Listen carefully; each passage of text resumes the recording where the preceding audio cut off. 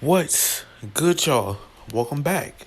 And today I'm going to be reacting to top 10 horror stories animated of 2019. And I'll only be doing just one just to make sure you guys, like it and you enjoy it. So without further ado, let's get into this video. Back when I was 21 years old, I was a strategic firearms commander. This meant that I led a team into dangerous situations that oftentimes involves hostages or civilians who carried guns or other deadly weapons.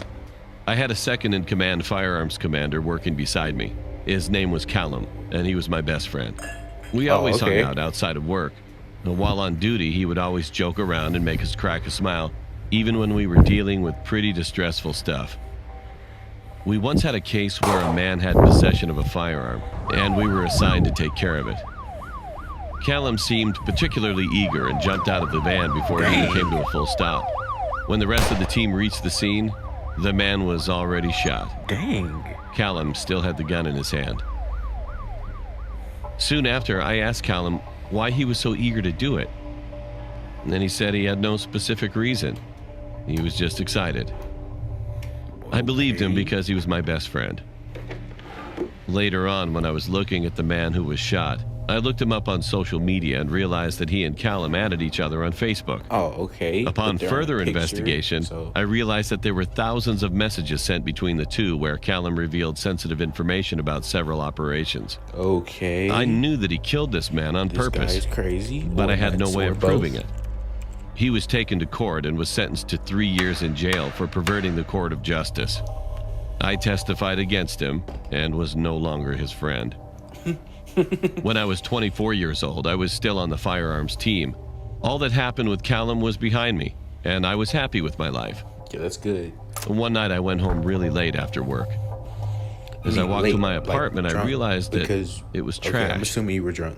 I called the police and they reported it, but still sober enough there was not much they could do because I didn't have a CCTV. As I got into bed, why does that matter? I saw that there was a note on my bedside table.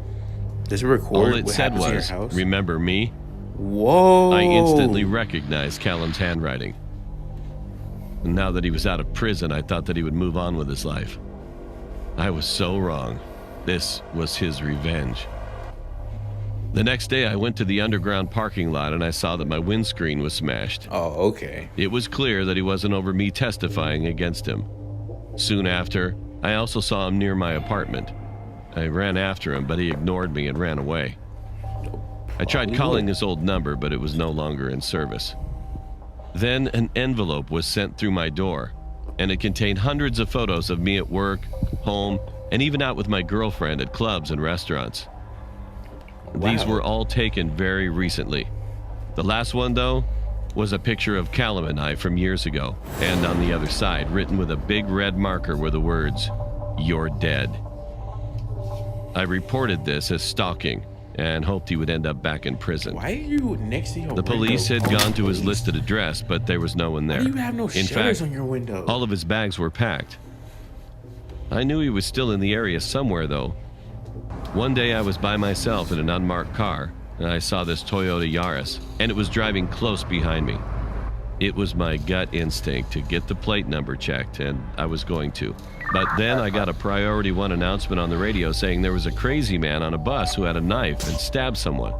I turned on my sirens and blue lights and headed to the accident. Of course you did. As I got on the bus, he was already arrested, and the ambulance was already there as well. As I was about to leave the bus, I heard a loud bang, and a man on the bus fell down. He was shot through the window by a man who was wearing a black hoodie. He immediately ran. Bro. I ran out of the bus and went to the boot of my car. I got my MP5 SF out, which was a large rifle with sniper capabilities. I ran after the suspect and radioed in. They gave me an order of critical shot, which meant I could shoot to kill the suspect. He ran through the town center and went to the left. I was worried about public safety as he had a large rifle as well. I realized instead of running after him, I needed to get on a roof and shoot down. I went to this building that had views of the right and left. It took me 5 minutes, and I was worried that he would have run away by now.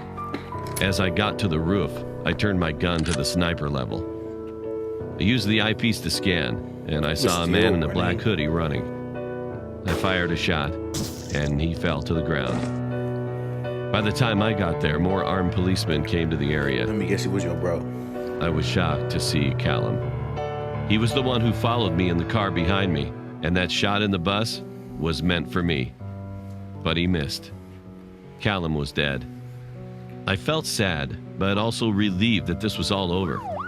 The man shot in the bus survived, and I was promoted for my diligent work. Good. I'm still working in the force. That's good. All right, y'all. So that was my one reaction to one horror story.